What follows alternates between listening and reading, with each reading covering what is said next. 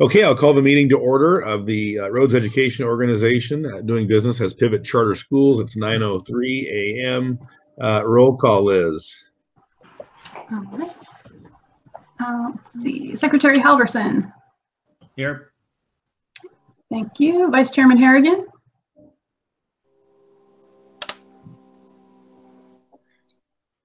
Kevin Harrigan, are you on the line?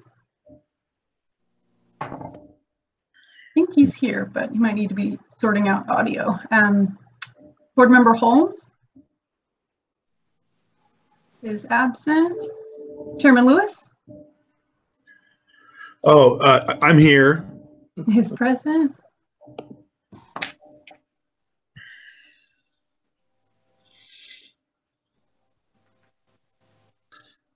Board Member Pat Martell? Present. Thank you. Let's see, Board Member Steve Siegel is absent. And Board Member O.J. Sutherland? Here. Is present. And then Vice Chairman Harrigan, are you present on the call?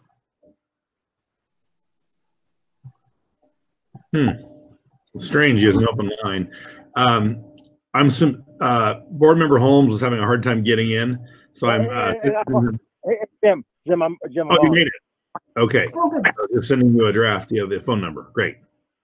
Okay, so Member Holmes is present after all. Excellent. Okay. Thank you. Are there any modifications to the agenda? Liz. Nope. Wait. I hear Dr. Harrigan. There's a lot of echo, but it sounds like he is present. Okay. Are there any modifications to the agenda from the staff? Liz, I'm present on the phone. Okay, sounds good. We can hear you on the phone, Kevin. Thank you.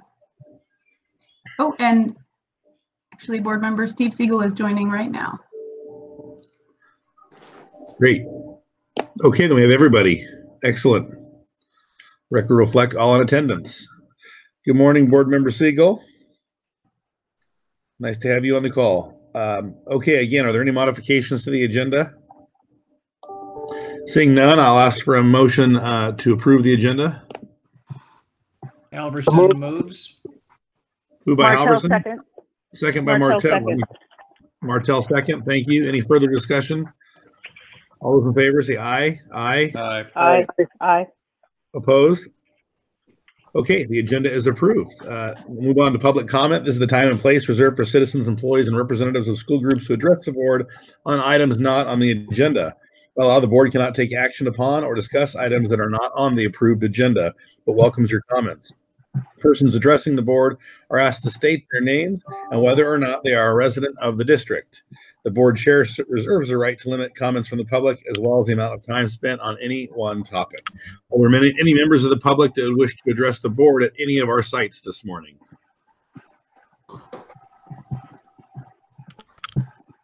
And I'm seeing none in the chat either, and no one has. We're trying to be extra gracious with audio these days. Make sure everybody has time. Okay, hearing none, we will close public comment and move to item 3, reports and presentations to the board. Our first is Liz, our Chief Business Officer, our financial update. Excellent, great. And can you see my screen? Have you been able to see the agenda up a moment ago and now the Yes. slides? Yes. Okay, great, thank you. Okay, so if you recall, in August at our meeting, we had a lot of updates about the state budget. So one of the main things I just wanted to point out today is now we have a lot of updates to the expense side of the budget now that we've had some time to sort out all of those changes that were made recently. So we'll first do a quick recap of the fiscal year, which has recently ended, 2019-20, and talk about the unaudited actuals and the audit process, and then as well as a revised forecast for the current school year 2020-21, including our cash forecast and possible needs for this year in that regard. Okay, so our fiscal year, which has recently ended, our books are closed, our unaudited actuals have been submitted, and we did see the operating incomes and our net positions increase it looked a lot better than we thought it would when COVID first hit. And some of that is, I'll go into some details in a moment about what make up this increase, but we ended up actually with quite a strong year in terms of operating income. So our actual operating income, according to our unaudited actuals, outperformed the approved budget as well as the previous forecast, which had been presented in June. So we're ending strong with an operating income of about $500,000. The way that breaks down by site, all the sites improved, with the 3 smaller schools being fairly close to break even, which, considering COVID and all of the sort of craziness that happened, and with ADA and everything like that, actually quite happy with that. And then North Bay actually had ended up with a large surplus. And so some of the factors contributing to this, obviously there are a lot of things related to COVID, and particularly with respect to closing our resource centers.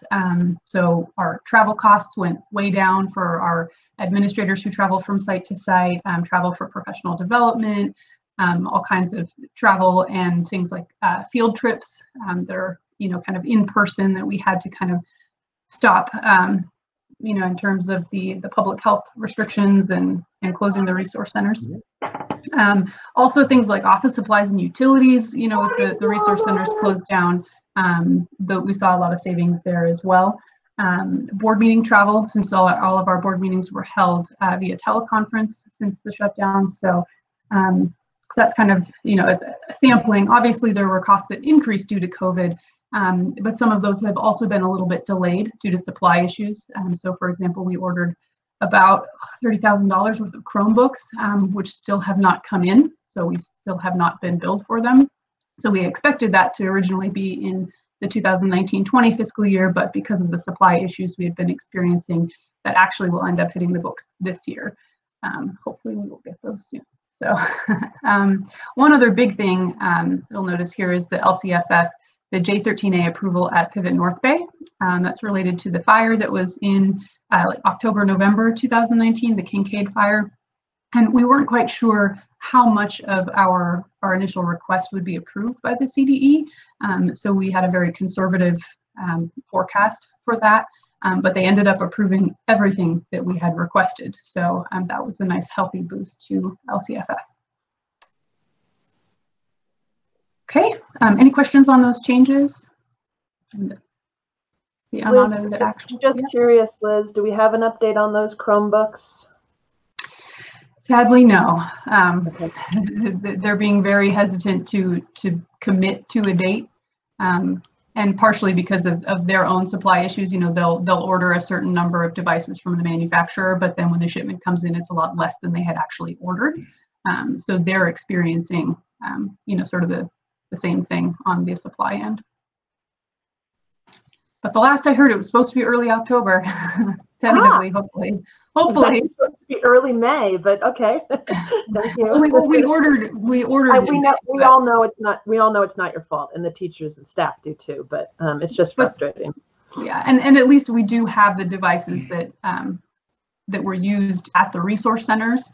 That we can now, we've been issuing those as sort of loaner devices to students and families, and so at least those are not just sitting there in the resource centers, obviously. So we have things that we can use in the meantime. Great, thank you, Liz.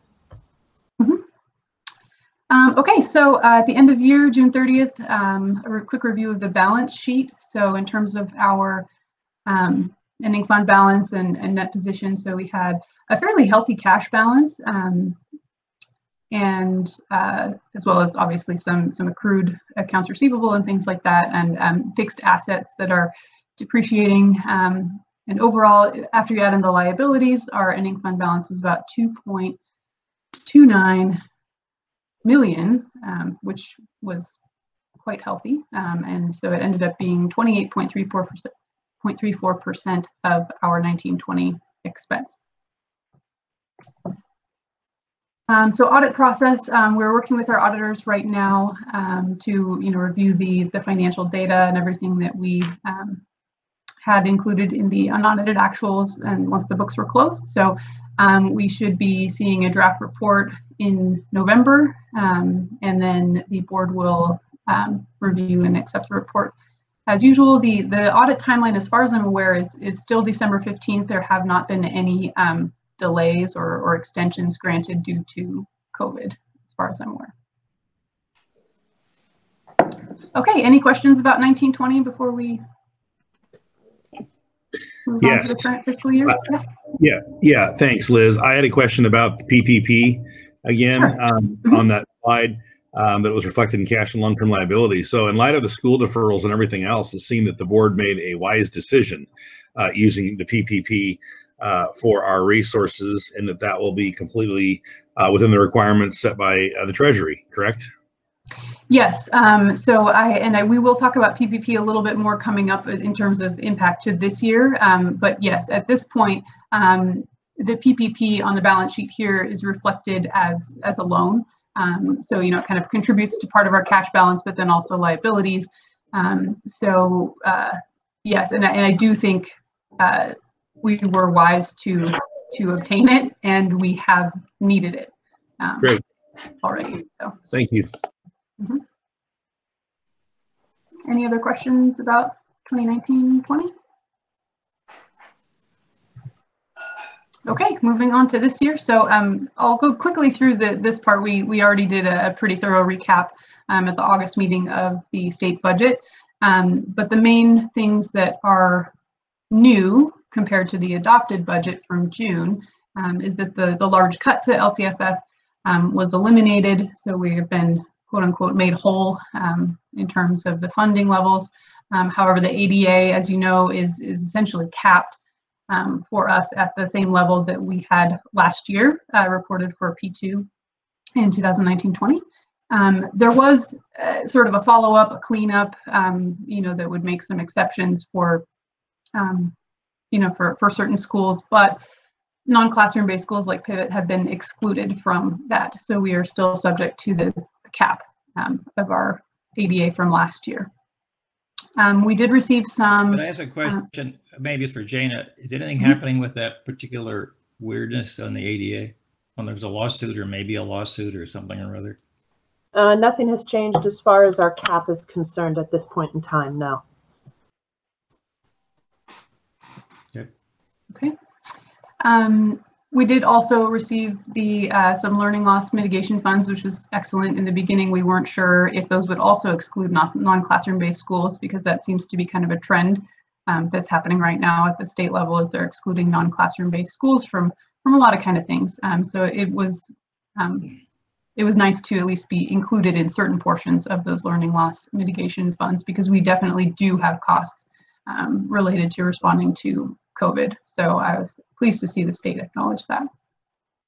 There are some restrictions and things for instructional days and distance learning. A lot of that doesn't apply to us because we are already non-classroom based school, but there are certain things that do, as you'll see in the learning continuity plan, which we will discuss later today.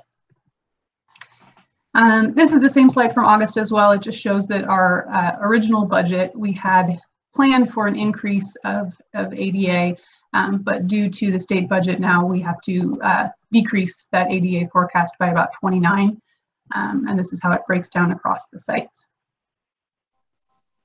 So all of that had contributed to sort of the revenue side changes, and now we have incorporated a lot more of the expense side changes, such as the staffing and compensation plan, which the board approved in August, and some other expense projections that we've seen based on the actuals and kind of what's shaken out so far in this school year. So all in all, our operating income pivot-wide is still healthy at this point at $291,000. But as we know, things are changing due to COVID, and we have a lot of question marks. So we will obviously keep you apprised of any major changes as those come up. And how this breaks down by site, one thing that I'm actually very pleased about is the two smaller Southern California schools, San Diego and Riverside, after all the updates on the expense side are now roughly break even, slightly positive, which is definitely an improvement. In our board adopted budget, we had kind of braced for a difficult year at the smaller sites, especially due to COVID. And so we had projected a negative operating income at both of those sites. So I'm very happy to see it now kind of, break even or at least slightly positive. So that's definitely an improvement. North Valley is still a little bit negative, and I'll go into a little detail about that on a later slide about one of the primary drivers of that, but it's still fairly close to break even. And North Bay now has a healthy surplus. I'm particularly pleased to see it at Riverside with the extensive tenant improvements that we're doing on our new facility and the delays that have occurred. So I was really pleased to see that. Woohoo! Yes, definitely.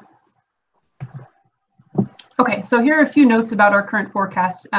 As you know, Jana has been, and Jana and I have been working with a consultant regarding the career technical education grants. But at this point, we're just, sort of at the application stage. So we have not actually included any revenues or additional expenses in the forecast because it's unknown. With some of the grants that we're applying for, the amount you receive is sort of based on the applicant pool.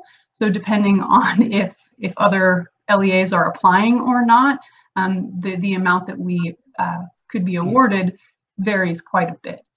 So we didn't want to kind of commit to any forecast until we have a little bit more information about that. I think the application was just submitted like last Thursday or something.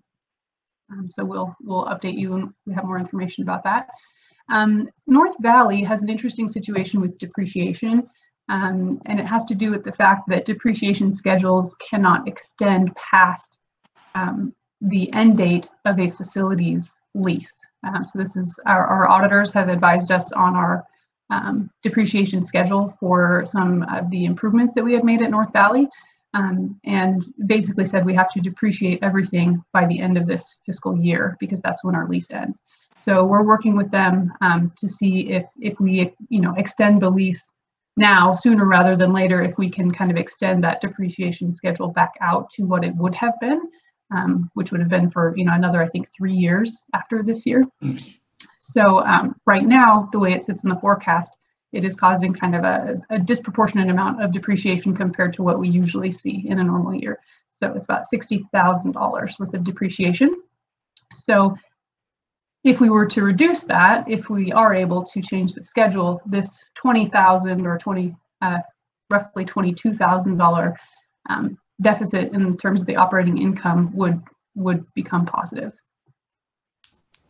I have a question on that, Liz. Yeah. It seems to me that we just moved or updated our corporate office and put a good bit of resource into that facility, and that enrollment is stable or a little less, and it's in a great location. It took us a long time to find that. And so with less than a year left on the lease, it would seem to me that we want to get on that right away. Is there a reason we wouldn't be doing that?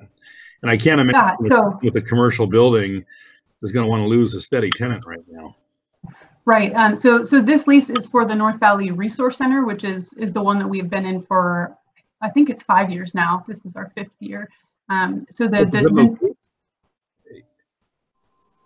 right? Yeah, it is a good location. Right. Yes, it is a very good location. Yeah. And we do plan to extend the lease. The question is just whether the auditors and the audit guidelines will allow us to change the depreciation schedule, after it has sort of already been taking effect month to month. My comment is only that lease expires in less than a year, and we should be in negotiations now. You don't want to be up against any wall, and people with tenants in commercial buildings that want to extend leases are in a catbird seat. People are losing, commercial vacancies are going way up, especially up there. And so I would think this is an excellent time to be renegotiating that lease, and staff should be spending time on it, is my point.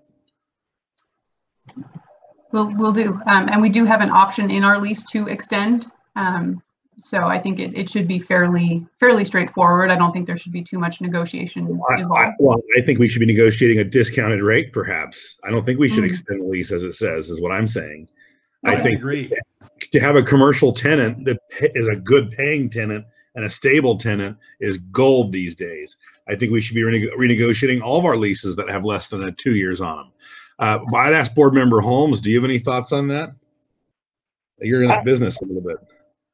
You know, I guess my comment is I don't know where we are, what the market is in those places. So I think before we extend, we ought to just, find out kind of what things are going for now, if they are. I think it's a good point that you make, Jim, that, there are a lot more vacancies, and so there may be some room for negotiation. I don't think we want to move any sites right now or at all, but I think we got to at least ask the question and see, don't just agree to it, but actually have the conversation saying, something, hey, what do you think about extending our lease for 3 or 4 years at market rates?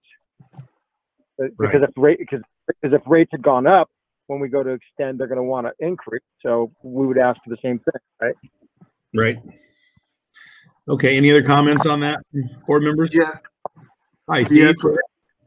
Yes, I think we might also want to engage in a tenant's representative to help us out with this, a broker who can help us with just evaluating all 4 leases or 5, whatever we have. Mm-hmm. Thank you. That's a good suggestion. Any others? Really good suggestion. Okay, Liz, continue. Thanks for letting us have that line of dialogue. Of course, thank you. No, that's very, very helpful guidance. Okay, so the last bullet, PPP loan. Obviously, there's still a lot in the air. I know that there have been a lot of changes, which we'll talk about on the next slide, to the PPP loan criteria and forgiveness and things like that. But in this current forecast, the PPP is still treated as a loan because we have not finalized the forgiveness amounts and things like that with our lender yet. So the current forecast includes payments on the principal and interest beginning in November of 2020, which is when they would start if we were to receive no forgiveness. So depending on what happens with that, if we get all of the money forgiven, it ends up kind of shifting from loan status to revenue, and then it would also influence the cash forecast because we wouldn't have to be paying those those loan payments starting in November. So depending on how all these things shake out, it could result in some meaningful increases to our operating incomes for the forecast this year. And Is when there a are we loan? supposed to? Oh, sorry. Go ahead. Is there a loan payment on our current budget for this? Yes. How much is it? Well, here, let me go to the next slide. You're asking about the PPP loan payment, Tom? Yeah, I just wonder if we have an expense that might go away. Yeah, so it's not actually booked as an expense because it's a loan, so it kind of goes on both the assets and liability side. Right. But in terms of the interest and things like that, that would go away. And then in terms of the cash, that would also if we don't have to make those payments starting in November, that would definitely help the cash forecast. But the current And Jana, expense, did you? yeah, what was it? But what would be our, lack of a better term, liability currently without knowing what's going to happen? So here are the interest is the only real expense Right. associated with this, and it's about a little over $9,000 Okay. was forecasted for this year. Got it. And then in our updated forecast, it is a little over $5,000, and that's partially related to the changing criteria of the PPP loan. Okay, thanks. Yeah. And Jana, did you also have a question?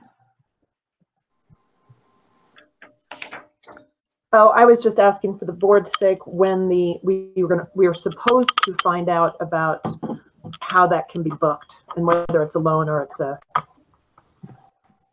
So we do have to. It is a loan currently, and so it is booked as a loan. And it would only change, or the status of that would potentially change to revenue, or a portion of it would change to revenue after we finalize forgiveness with the lender. So Bank of America, as our lender, has not sent us the paperwork that we need to complete to determine our forgiveness yet. So I think since they're a larger lender and there have been some changes that are actually still pending as well, like with the HEALS Act, that they're kind of waiting to see how it all shakes out before they start finalizing forgiveness. I knew got that. about I just 800 wanted to ask for How the much did board. we get?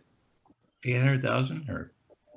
It was originally, they changed the amount. It ended up being about 800,000. Okay. Okay, so when we first applied for the PPP, we did have a different set of criteria, so those have already changed. So for example, 75% of the funds needed to be spent on payroll and certain qualifying expenses, such as benefits, and that has since been lowered to 60%. The loan terms have also changed, although depending on if the full amount gets forgiven, then that doesn't apply, but the reduced documentation required for forgiveness is also something that we're monitoring closely. There used to be some fairly detailed reports required and substantiation, but it looks like now they're looking at reducing the documentation, especially for the smaller loans that are less than $2 million, to be more streamlined and simplified. So forgiveness may be fairly simple once it all shakes out, since our amount is under that threshold. So, oops, sorry, I went to the wrong slide there. Okay, so our cash forecast for the year, we do see kind of a drop here, and we'll talk about deferrals in just a moment. But I just wanted to note that this also does include those loan payments starting in November. So if we didn't have those to make, then the cash forecast will be slightly higher. It's still, at this point, we are projecting a positive cash balance where we won't need to utilize any financing, any short-term, cash financing options, but obviously things can fluctuate, so we'll be monitoring this definitely very closely. One of the, it keeps going to the wrong slide. Okay, so one of the main factors influencing the cash forecast is the deferrals. So it ends up being a significant portion, like a quarter to a third of our general state funding for the year that gets deferred. We have a slide here from our previous board meeting that shows these starting in February. And they kind of get the deferrals increase, so more and more of our apportionments are withheld as we get through the end of the year in June. And the color coding shows when each apportionment is expected to be paid back. So the June apportionment gets paid in July, the deferral on the May apportionment gets paid back in August, and so on. So it kind of extends out. So with this, obviously, starting in February is fairly early. So that's a main factor in this drop off here. At this point, it looks like we will be able to weather it. The PPP definitely has allowed us to do that. So it is, in addition to already having needed that cash in our account, it will continue to be something crucial for us in terms of cash management. Cash management options, solutions, we do have some just sort of internal things that we've utilized fairly successfully in the past regarding timing payables and coming to payment plan agreements with some of our larger vendors that can help us, just kind of weather the cash flow storm when it happens, if it's a short-term need. And then if we need to, we can utilize factoring agreements, receivable sales with organizations that do that, as we have done a few times in the past. In terms of more long-term cash flow needs, you've probably heard we've discussed a little bit about the revenue anticipation notes. This is the RAN/TRAN options that school districts and county offices have had access to for years, but in the past, charter schools have not really had access to these. But there are some changes being made where charter schools can now utilize these if needed. They are looking, like, in terms of, when you compare the costs associated and the fees and things like that, they are more of a long-term cash flow option. So at this point, I don't think we will need to utilize these. And we've discussed with EdTech as well. And as our back office provider, they have, kind of said that they don't anticipate, at least with the current forecast, that we would need to utilize those. Any questions on cash flow?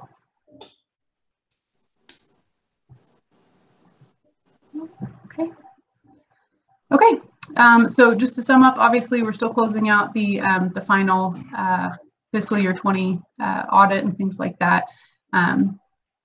Thankfully, the PPP has boosted our cash balance so that we've been able to sort of weather the COVID storm so far, which has been great. And then, in the future, we need to figure out what forgiveness looks like with that, and what we can do with Bank of America, and just kind of also keep looking forward to COVID. We know that things are going to be in flux for a while. We have 4 different counties, to monitor the public health restrictions and everything, and see when our resource centers will be able to open again. And we do expect, there may be, sort of some situations where schools open and close. Hopefully we won't be, kind of going back and forth too much, but the costs associated with that might be a little bit sticky. So we will definitely bring updates to you with every board meeting for that. I want to mention on the accomplishments. It was it's a reminder how well you guys have done, and having a strong fund balance means that it provides kind of a resource, plus the PPP obviously, but retaining that gives us some flexibility and doesn't scare the crap out of us when these issues come up. So congratulations on keeping that going, and a reminder that we got to keep doing it as well in the future. Thank you, Dr. Halverson. Thank you.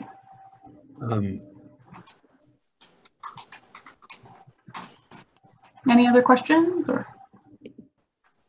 Yeah, I would just echo that. I appreciate those comments. And Ms. Gaskell, when you get into your report, which is coming up here, I would like you to speak to your thoughts on when we would open sites, because I do think the opening and closing of sites back and forth is silly. And so I do think we should have some kind of metric as to that we're further along in the colors or something. So if you slide backwards, you're not closing, you're still.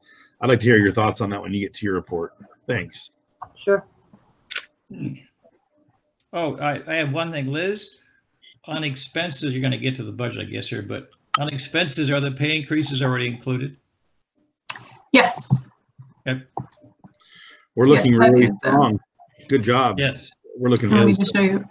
That's this part right here, this 157,000 was that update to the expense forecast for the staffing and compensation plan that the board passed in August. So that's all expenses we know about, insurance and medical insurance and all that stuff. Okay, Yes. Thank you. Was the compensation plan received well? Yes. Yes, it was received very well, and we put in the message to staff that how much you all deliberated and the things you considered, and that you were very happy to be able to do that for everyone. Great. Okay, any other questions from board members on the financial update? There's no action. Any other questions? Okay, well then we'll move to our executive director report. Ms. Gaskell. Great, thank you, board members. Good to see you all. And Dr. Smith, it's very good that you are joining us. I was kicked off earlier, so I didn't get a chance to say hello. So thank you so much for joining us. Thank you, it's a pleasure. All right, Liz, you can change to the next slide, please. I'm just going to give some brief reviews about program and some changes to staffing, which changed once again as of 6:30 last night. which is not reflected in here. Our Riverside Facility update, which is looking very positive, although there are some glitches and some more additional expenses we weren't expecting. And our wonderful CTE grants that we were able to submit last week. We got 4 of them submitted, so I will talk a little bit about that. I did announce to all of the families and the staff that all centers will be closed through October 30th. Currently, the only site, the only county that is in the red as opposed to the purple or whatever they're referring to the colors as, the good versus the ugliest, is San Diego, that county. They did expect San Diego County to actually go back into the ugly color. So there was these endless messages back and forth about if you were already open, then you could stay open, even if it goes back to the ugly color. But if you hadn't opened because you were taking your time to come up with a plan, then you can't open if it goes back to the ugly color. I mean, it was crazy. And I can only imagine being a large district or even a semi-large district in San Diego County, how that was just incredibly confusing. And I just said, forget it. We're just going to stay closed. I did talk to staff and their willingness to be able to want to come to campus and serve the kids. And they were scared. You know, they're very, very scared. There are no other counties that are borderline right now, as from what the county superintendents are sharing with me. We are clearly in the deep purple no-go. So we are closed through October 30th minimum. And we will not consider going into any other change in status until the county, and this is sort of our internal measurement. I have not announced this to the families yet, but our internal measurement until a county is at least 3 weeks into their positive color, because of exactly what you just said, Chairman Lewis. We don't want to be going back and forth, back and forth, back and forth. And different counties are actually applying these guidelines differently. So it makes it hard for families to plan. It makes it even harder for staff to plan. So further on that, Jana, I think that while you can apply for a waiver at red, I don't know that we should. I think we should wait till even orange. And so, because that allows you to slide backwards and still remain open. So, and I think that we should wait to see what some of the other schools are doing. But I think at that point, it would be helpful for you to consult the board. But I wouldn't consider it until orange. I think that's what you're saying, right? Yeah, even I was being even a little bit more liberal, but I appreciate that that is your stance. And if the rest of the board agrees on that guidance for me, I appreciate that very much. And I know the staff will as well. We have the only waiver that can be applied for is for elementary, and I wouldn't do that without the 6th through 12th grade programs being able to be in the same status as everyone else. So we've never considered applying for a waiver. We were just waiting for the okay color to be able to do any face-to-face. In the meantime, and Liz, I think I'm gonna pull it up myself here because your screen isn't showing, but I have it on my computer. So in the meantime, however, we are allowing, following the California Department of Public Health and our county guidelines on small groups being able to meet and the guidance that they have given us. And that is only for special populations, and those special populations include homeless, low income, special education, as far as we're treating it for assessments, foster students, and low income students. Only those that are currently at risk of learning loss is what we are applying the guidance as for these small groups. And in our case, it's not really small groups, it's one-on-one. If we have students that are struggling because they are in any of these special populations as outlined also in our LCP, then we do have some staff meeting with them. Right now, no one either family-wise, student-wise, or teacher-wise has asked to meet to get that help, because our teachers are just being so incredibly successful in meeting with the families online, face-to-face, video conferencing, the workshops that we have implemented. We have a workshop in every single one of the core courses that we offer that kids can attend and get help in. We will move in block 2, which is coming up. As you know, we're on these mini blocks. We will move into block 2 with more of the fun stuff, the fluffier stuff, now that we have kids used to attending our workshops to get the help that they need in their core academics online. We're going to be adding some more fun workshops, clubs, that kind of thing that really keeps our kids happy and engaging in this block 2. So it's so successful at this point that we haven't had anybody request to have any kind of face-to-face on-site experience. We are, however, doing some special education face-to-face in special cases, and also we are continuing with some of our assessments that are required under special education at the school sites. For that, we have the face shields for the staff that are meeting with the students face-to-face. That does not preclude them from wearing a mask as well. And Liz just ordered, per Tracy Williams, our Director of Special Education's request, these partitions, the plexiglass partitions for the kids to sit behind, because it's really hard to assess kids from 6 feet away. And that's still what you're supposed to be if you only have the face shield and a face mask on. So Liz just ordered some of those plexiglass partitions for the students to sit behind so that the special education, education psychologists and service providers can meet with the kids. So we do have some people on campus, is my point.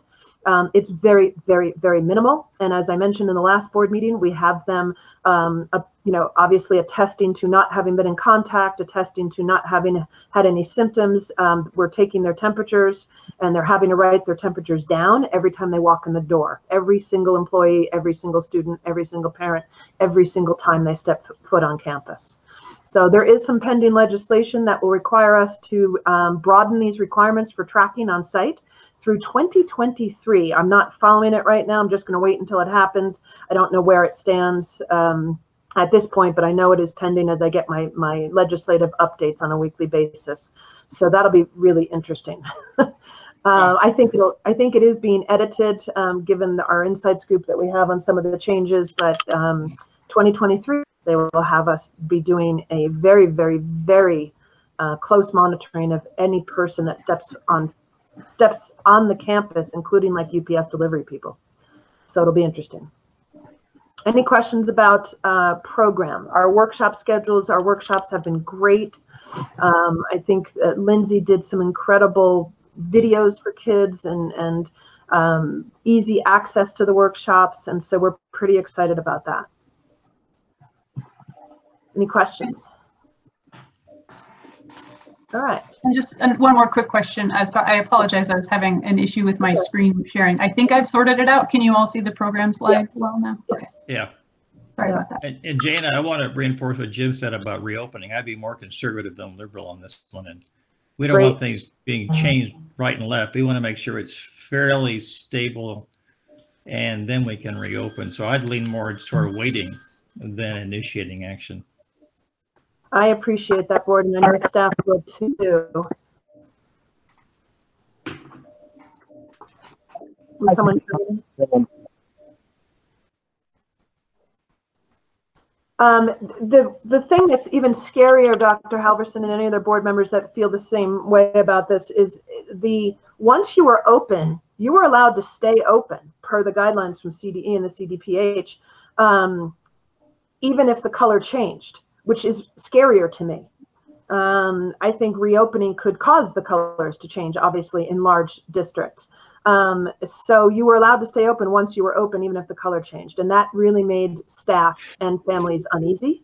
We did a survey as part of our LCP, and less than half of the families would actually start attending the resource center if we were to open in the near future. Less than half. And that's less than half of the half that would normally attend. So, so I really appreciate everyone's guidance on that, and I will definitely follow up. As far as staffing is concerned, we are hiring now 2 more teachers. We had a teacher resign 6:30 last night. So we are hiring 2 new teachers at Pivot North Bay. One was elementary. As I mentioned at the last board meeting, our elementary program has kind of boomed. And so we were going to hire an elementary school teacher that would be able to take some of the overflow. And we already currently have a teacher at North Bay who is a middle school teacher and multiple subject credentialed, serving elementary. And if we hire this elementary school teacher, he will be able to take on more middle school kids at North Bay, and we'll be able to kind of balance out the caseloads more. Now we will also have to replace the teacher that resigned last night, which was a brand new teacher. And she was just really struggling with the systems and the technology. I know you've heard me say it before, but there are a lot of systems at Pivot. And she was offered a position elsewhere. So we will be hiring there. We are also hiring a grader that will be assigned strictly to North Bay. They have a lot of grading with 460 kids or so. And so one of the reasons for this, obviously, as Liz showed you earlier, we do need to spend money at North Bay given the SB 740 requirements. We need to not have as big of a ending fund balance and a reserve. So we are going to do it to support the students first and foremost. And we will also be increasing the hours of our math tutor or hiring additional math tutors because it's really working out well for all of our students to get that support in math, the additional support in math as needed per our test scores in the past. So any questions on staffing to anybody? Yes, I do on elementary education, and it's probably due to my feeble memory. But I want to say that in a recent meeting, we were talking about reducing elementary education because we didn't have enough students. Was that site specific? What am I remembering or misremembering? For the last 2 years, our elementary, and it's a great question, Stephen, I'm glad you asked it. For the last 2 years, our elementary population has not increased, and it wasn't high to begin with.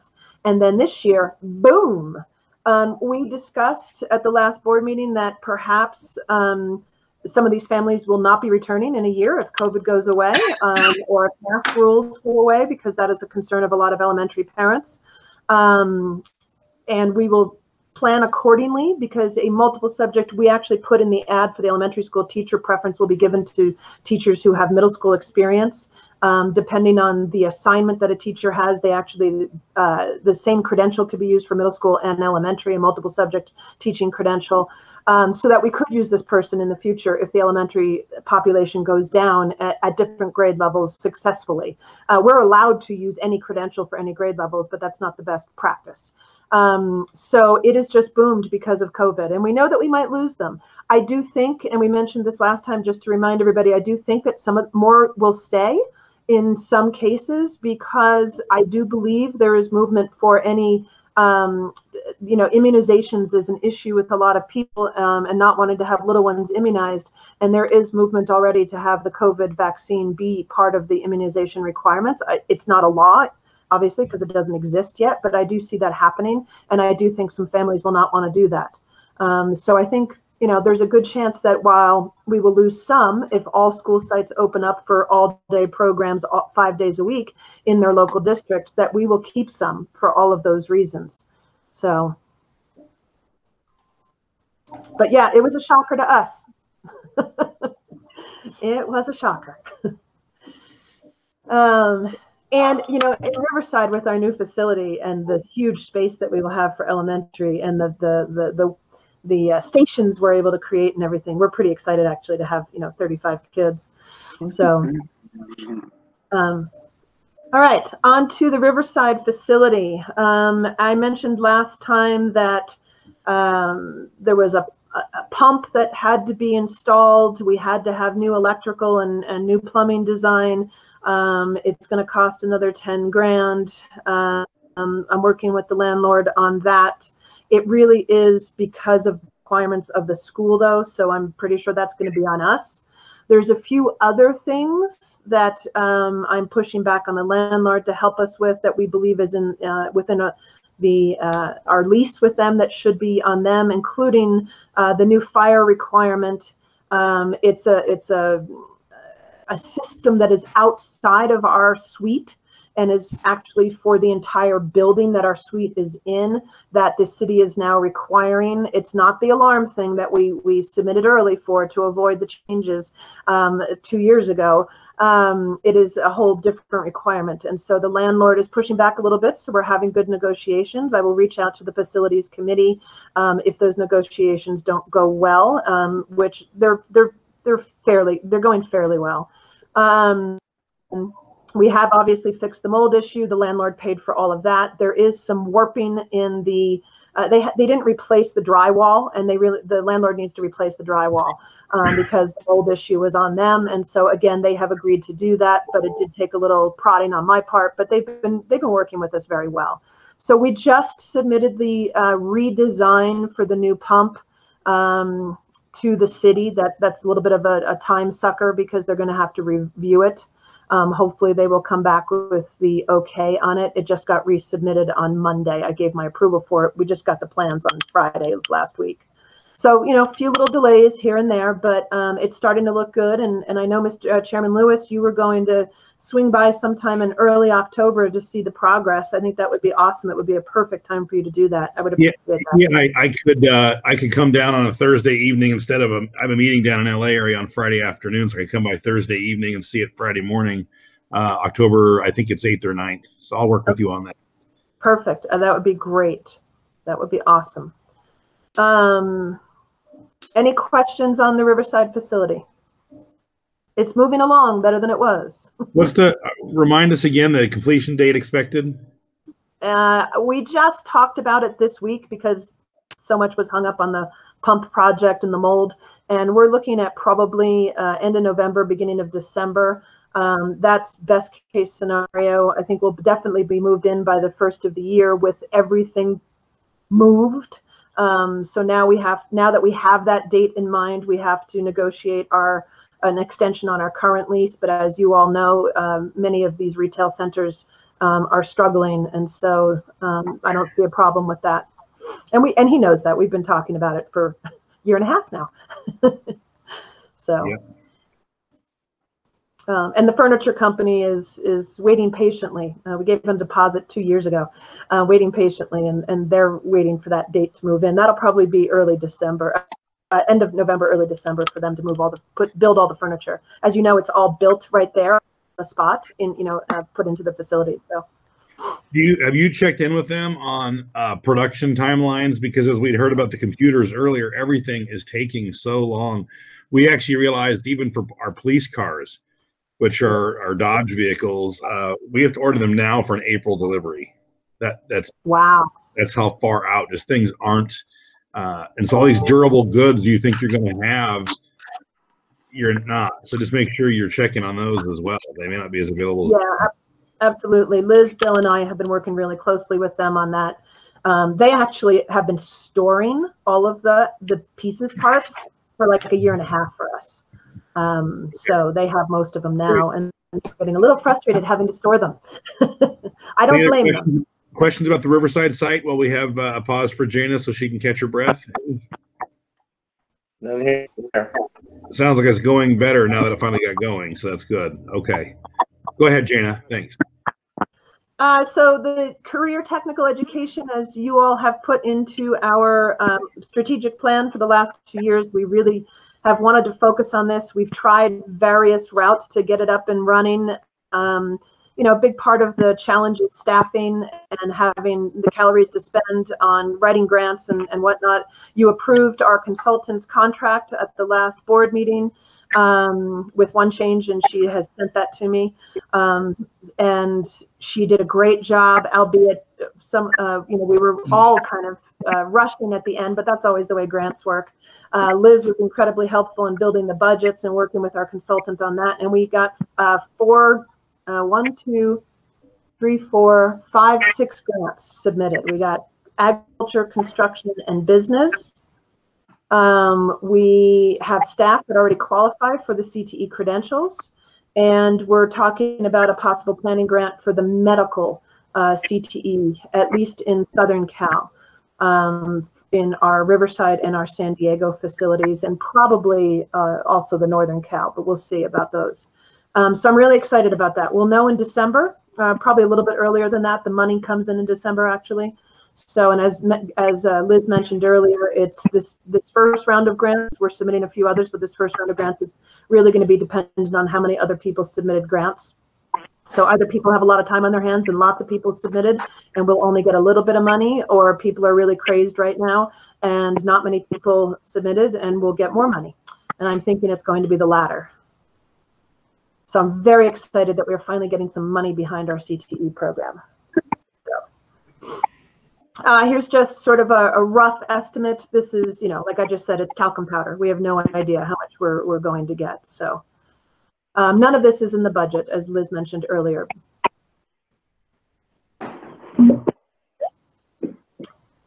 And that is my executive director report. Questions? Any questions of board members? It's a good update on things. Nice job. Thank you. Continue to claw away at progress. That's good. Any other questions? Okay, hearing none, if that's a report, we'll move on then to our action item. Item 4.1 is a ratification of the unaudited actuals for each of our sites, 4.1, 0.2, 0.3, and 0.4. Liz, you provided a good staff report.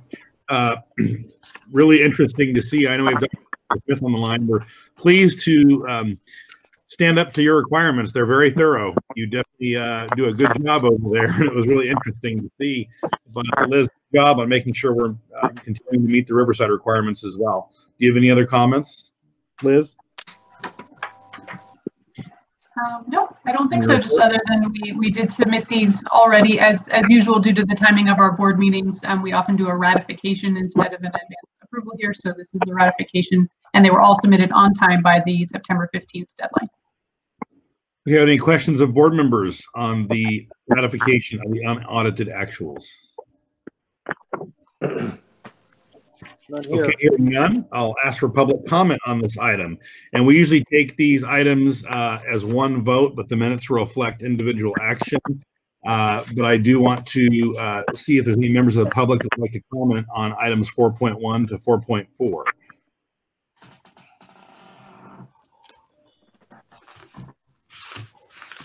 Okay, hearing none, I'll ask for a motion to approve the unaudited actuals for all Pivot Charter School sites. So moved. So moved. We're actually Martell ratifying. Martell moved, and who seconded? Ralph Holmes. Thank you, Board Member Holmes. So the action is moving second to ratify the unadded actuals for all Pivot schools. Any further discussion? All those in favor say aye. Aye. Aye. Opposed? Okay, thank you. Those are approved. It's submitted. Item 5 is our public hearings. These are public hearings to solicit input on the specific actions and expenditures proposed to be included in the 2021 Learning Continuity and Attendance Plan for Pivot Charter School. And these for each of the sites. And so this is, Liz, appreciated the report. This is a new report or metric or exercise that we have to go through in these odd times here related to how we're utilizing our resources. And so do you want to have any further report on that, Liz or Jana? I did a brief staff report for you, and Lindsay and Liz have attended many meetings on this, and I wrote the reports. Obviously, they are very similar because we're doing all the same things pivot-wide. As you know, we've moved much more towards a pivot-wide model of all instructional delivery, maintaining all the FTEs correctly in our budgets.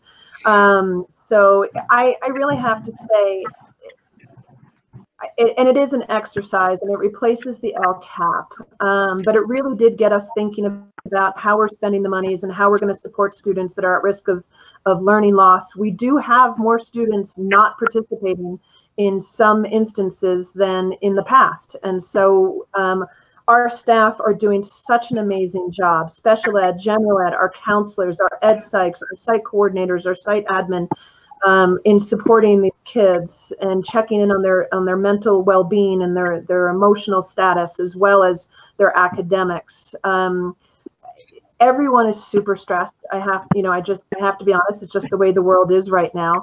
Lots of things going on. The fires and the rolling blackouts didn't help at many of our resources. We did have families lose homes up in Butte County. Again, one of them actually lost it for the second time in 2 years. It's super stressful, and I've never been more proud of all of our staff in how they're meeting the needs of the students. There was a longtime EC the other day that said to me, I'll just say it was Susan Raven that said to Craig the other day, I'm meeting, or Travis, I guess, I am meeting the needs of these kids. I'm making just such meaningful connections like I never thought I would be able to without having a school site to see the kids.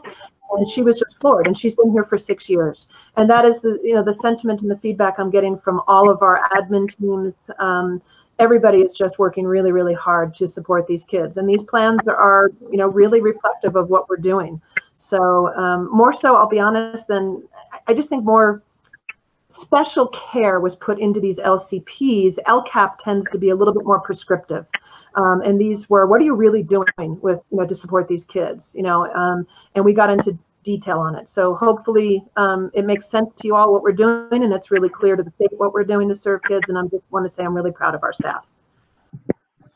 I really appreciate you saying all that, Jana. You read through this stuff, and as a layperson, you wonder if it was really more than an exercise. I'm glad to hear it was. I'm glad to hear that this caused us to think some things through and validate many things and help us focus on others. So that's good. Other comments from board members? Okay, this is a public hearing, so I'll open the public hearing. And this is the time and place for any and all interested persons to speak into the record and solicit input. We're not approving these today, but we are asking for input. So is there any input on any of the LCP plans for any of our sites? Public hearing is now open. And Chairman Lewis, I also wanted to add that with the public hearing notices that we posted for these, there was an opportunity for the public to submit written feedback to a designated email address for this, as well as they could contact each site if they would like a physical copy or to submit written feedback on paper. And at this time, I'll check the email address right now. There was no official written feedback submitted by either of those means. Okay, thank you for pointing that out, Liz. It's a good bit of work. Okay, any comments? Hearing none, then I will close the public hearing. Thank you. This was excellent work. We will meet on Friday, September 25th at 10 a.m. to approve these. Dr. Smith, it's great to have you on board. Thank you for your comment. Really appreciate that. Okay, so with that, I will we'll go to closed session. We're adjourned until 10 a.m. on Friday, September 25th. I will be recording a session for the League of California Cities at that time, Jana. So I know there'll be a brief meeting. I trust there will be a board majority. I know Vice Chairman Harrigan will hopefully be in the meeting and conduct that for us, because I will be recording a session. It's so weird, conferences now. You record your sessions beforehand and then they show. So I apologize for my absence Friday, but I support the work you did, and I would vote to approve them. So with that said, we will adjourn this meeting.